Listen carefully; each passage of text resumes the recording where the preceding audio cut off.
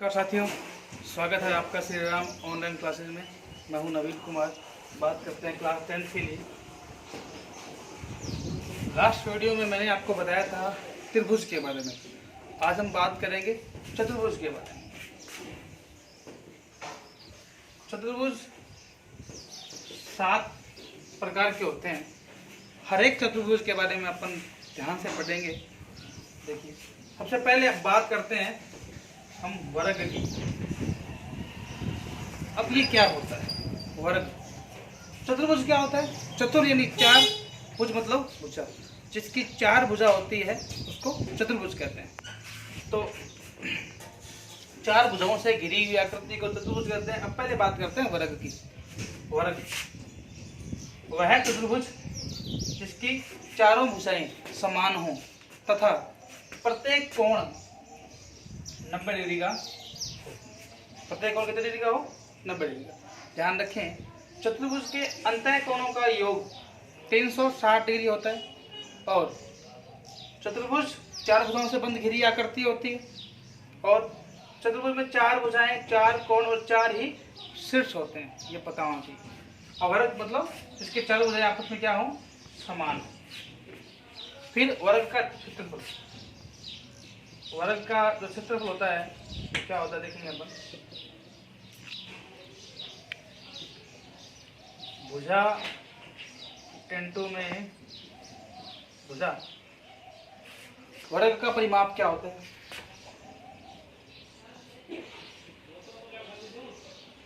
चार इंटू में भुजा। भुजा को 4 से गुना कर देंगे तो परिमाप आ जाएगा। ये वर्ग का विकर्ण क्या होता है? विकर्ण होता है किसी भी चतुर्भुज में जो सम्मुख जो कोने होते हैं इनको मिलाने वाली जो रेखा होती है उसको बोलते हैं विकर्ण। तो विकर्ण की लंबाई हो जाएगी √2 इंटू में, ये तो हो गया इसका सूत्र। इसके अलावा इसके जो विकर्ण होते हैं अपन हर एक बात करेंगे। अपने यहाँ पे जो लक्ष्य है वो बेसिक्स पूरा करना है, चाहे वो चतुर्भुज का हो चाहे कोई भी टॉपिक का हो। बात जब चतुर्भुज की अपने कर रहे हैं तो चतुर्भुज में क्या है, जितने भी बातें होंगी हर एक टॉपिक में। जैसे वर्ग है तो वर्ग के तो विकर्ण होते हैं। वर्ग के तो विकर्ण होते हैं। अब क्या लिखेंगे? अब ये अपन यहाँ लिखेंगे विकर्ण क्या होते हैं? इसके समान होते हैं। क्या होते हैं? समान। विकर्णों की लंबाई बराबर होती है। फिर विकर्ण जो है जहाँ काटते हैं आपस में लंब समद्विभाजित करते हैं। ये 2 बातें भी आप नोट करेंगे। अब इन चीजों को एक टॉपिक लिखकर जितना कुछ है वो मैटर लिखो, फिर नेक्स्ट चतुर्भुज पे। इस प्रकार आप नोट्स बनाइए इसके। तो वर्ग फिर देखेंगे वर्ग क्या होता है। वर्ग का क्षेत्रफल ये होता है, वर्ग का परिमाप ये होता है, विकर्ण ये होता है। 3 चीजें ये होगी। उसके अलावा वर्ग में जो ये विकर्ण होते हैं आपस में इनकी लंबाई बराबर होती है और इनके विकर्ण जहाँ ये काटते हैं, जहाँ पे कट करते हैं वहां पे 90 डिग्री का कोण बनता है। लंब यानी कि 90 डिग्री का कोण बनता है और समद्विभाजित मतलब समान 2 भागों में बांटता है। मतलब ये विकर्ण था, ये विकर्ण इस विकर्ण को 2 भागों में बराबर भागों में बांट दिया और ये विकर्ण इस विकर्ण को बराबर भागों में बांट दिया। तो ये 3 सेमी का तो ये भी 3 सेमी का, ये 4 सेमी का तो ये भी कितना है? 4 सेमी का। ये बताना चाहिए। ये वर्ग को आप नोट कर लीजिए। अब हम बात करते हैं नंबर 2, आयत की बात करते हैं। रेक्टेंगल बोलते हैं इसको। आयत अर्थात वह चतुर्भुज जिसमें आमने सामने की भुजाएं समान होती है। मतलब ये एक कोई चतुर्भुज है इस टाइप का, ये भुजा इसके बराबर है, ये भुजा इसके बराबर। जैसे घर में अपने कमरे का जो फर्श होता है वो आयताकार होता है लगभग, ठीक है। तो ये होता है। अब इसमें भी 4 शीर्ष हैं, 4 भुजाएं हैं, 4 कोण हैं। कोण कितने होते हैं? 90 डिग्री के। प्रत्येक कोण कितने डिग्री का होता है? 90 डिग्री। फिर जब अपने बात करेंगे आयत के विकर्ण, हर एक बात पहले अपने इसके फॉर्मूला लिखते हैं। क्या होते हैं? क्षेत्रफल। आयत का क्षेत्रफल होता है लंबाई गुना में, लंबाई गुना में चौड़ाई, ये लंबाई है, ये चौड़ाई, इनको गुणा कर देंगे तो क्या आ जाएगा? क्षेत्रफल। परिमाप, पैरामीटर जो होता है वो होता है 2 गुना में लंबाई प्लस में एल भी लिख रहा हूँ मैं, लेंथ और ब्रेथ लिख रहा हूँ सीधा, ध्यान रखेंगे। ये परिमाप हो। फिर विकर्ण हो गया। विकर्ण तो इसका हो जाता है सिंपल, रूट के अंदर लंबाई का स्केयर और चौड़ाई का स्केयर। देखिए यहाँ पे मैंने विकर्ण बनाया। विकर्ण क्या है? इस त्रिभुज के लिए समकोण त्रिभुज, इसका कर्ण हो गया। कर्ण स्केयर बराबर क्या होता है? लंब स्केयर प्लस में आधार स्केयर होता है। तो ये मैंने याद, ये विकर्ण इस प्रकार से निकाल दिया। ये हो गया। अब इसकी और बातें करते हैं। आमने, अब इसमें जो बातें लिखते हैं अपने, आमने सामने की भुजाएं समान, पहली बात इसके अंदर। दूसरी बात, इसके जो विकर्ण है, इसके जो विकर्ण है समान लंबाई के होते हैं।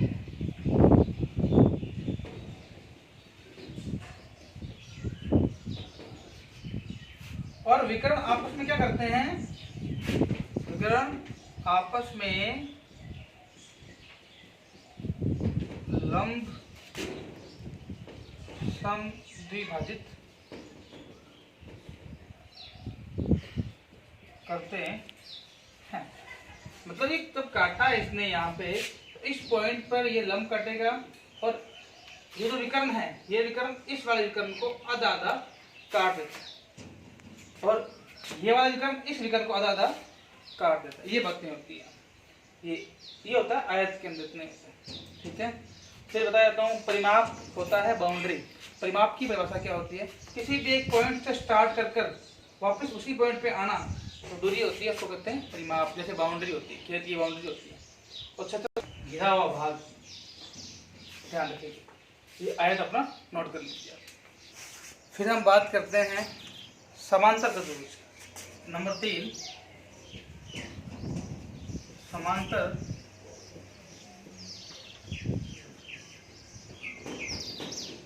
समांतर चतुर्भुज वह चतुर्भुज होता है जिसके आमने सामने की भुजाएं समान तथा समांतर हों। समांतर का मतलब क्या? समांतर का मतलब होता है कि उनका अंतर बराबर हो। जैसे दो समांतर रेखाएं किसको कहते हैं? जो आपस में कभी काटती नहीं है। जैसे रेल की पटरियां होती है, आपने देखी होगी, वो चलती रहती है, कहीं काटती नहीं है वो, तो वो क्या है?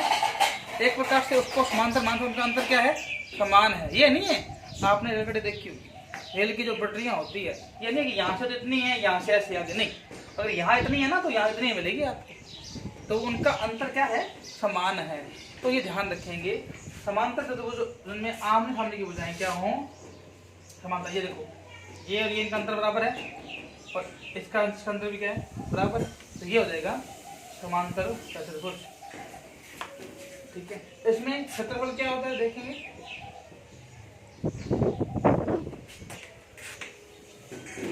लंबाई इंटू में चौड़ाई या ऊंचाई, एक ही बात है। अब ऊंचाई यहाँ से लंब डालेंगे अपन, वो उसकी क्या है? ऊंचाई है। ऊंचाई पे कुछ बोलना चाहूंगा। देखिए, मान लीजिए ये कोई एक आपके सामने त्रिभुज है, ये ए बी सी त्रिभुज है, ए बी ओ सी। तो यहाँ पे ए बी ऊंचाई है या ए सी ऊंचाई है? दोनों ही ऊंचाई यहाँ पर नहीं है।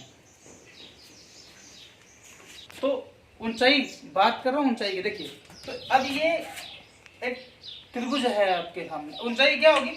जैसे अपने मैं एग्जांपल लेता हूँ, ये दीवार है, मैं इस दीवार के सहारे यूँ खड़ा हूँ, तो ये ऊंचाई इसकी ये नहीं है, इसकी ऊंचाई तो यहाँ लंबवत होगी। ऊंचाई हमेशा लंबवत लेते हैं। आपने पेड़ी देखी होगी जो घर पे अपन होती है, तो लकड़ी की पेड़ी मैं यहाँ लगा देता हूँ मान लीजिए, तो ऊंचाई उसकी आप ये नहीं मानोगे। ऊंचाई क्या होगी? सीधी लंबवत। तो ऊंचाई ए की ये ऊंचाई नहीं, ऊंचाई होगी ए डी। यहाँ पे आपने लंब डाला है, ये बात आप ध्यान रखें। चतुर्भुज। फिर बात करते हैं परिमाप। परिमाप वही होता है 2 इंटू लंबाई प्लस में h, लंबाई h नहीं सॉरी, ये जो भुजा होती है दोनों, उनको 2 इंटू में दोनों भुजाओं का जोड़ का योग, इन भुजाओं का योग करना। परिमाप का मतलब ये होता है कि ये लंबाई, ये लंबाई, ये लंबाई, ये लंबाई को जोड़ना है। कोई फॉर्मूले की आवश्यकता वैसे यहाँ पे होती नहीं है।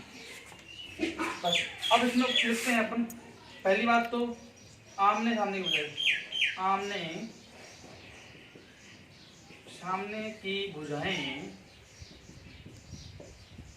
समान तथा समांतर होती है। सेकंड बात, विकर्ण जो हैं इसके वो असमान होते हैं, विकर्ण असमान होते हैं।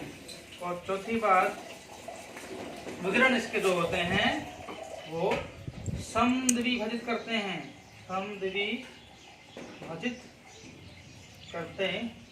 मतलब ध्यान रखें, ये कोई आपके पास चतुर्भुज है, ये समांतर मान लो, तो इसके विकर्ण इस यहाँ पे कोण 90 का नहीं बना रहे, ये तो इसको क्या कर रहे हैं, बराबर काट रहे हैं और उसका कोई काम नहीं है। यहाँ पे मैंने लिखा था पहले आयत और वर्ग में लंब समद्विभाजन, यहाँ पे मैं वर्ड यूज कर रहा हूँ समद्विभाजन का। लंब समद्विभाजन का मतलब ये होता है कि जहाँ पे आपके विकर्ण डायगोनल काट रहे हैं वहाँ पे कोण जो बनेगा वो 90 डिग्री का बनेगा। लेकिन समद्विभाजन का मतलब ये होता है कि सिर्फ समान दो भागों में बांट रहा है। इतनी सी बात आपको ध्यान रखनी है। इसके अलावा कुछ और बातें हैं वो आप खुद नोट करेंगे कि समांतर चतुर्भुज में जो सम्मुख कोण होते हैं वो क्या होते हैं, बराबर होते हैं। सम्मुख कोण, ये जो कोण है ये आपस में क्या है, बराबर है, ठीक है, ये आपस में बराबर होते हैं। और क्या होता है, और जो ये आसमान बोल देते हैं, आसन कोणों का योग कितना होता है, 180 डिग्री होता है। ये भी आप ध्यान रखेंगे। ये था समांतर चतुर्भुज। आज आपने 3 चतुर्भुजों के बारे में पढ़ा है। अब नेक्स्ट वीडियो में अपन फिर बात करेंगे। आज के लिए इतना ही। Thank you.